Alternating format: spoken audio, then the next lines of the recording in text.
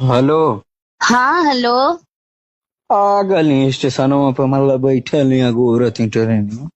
ठीक बा। हाँ तो कोनो के सीटी पे बैठैया मत, आ कोनो को कुछ देर खैया मत, आ हाँ। कोनो से नजर लड़ैया मत, बता देते हैं।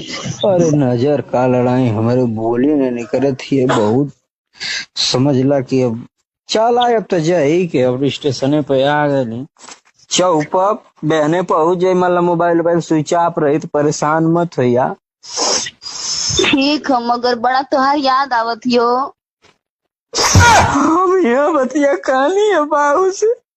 हमारे बिना ना रह पाए लेकिन बंदा ना है, जबरदस्ती टिकट निकाल के हरियाणा भेजे तो अच्छा, याद राइजा बतला। राइजा में हम बस अब घर में निकले थे टेम्पो पकड़ के आवत।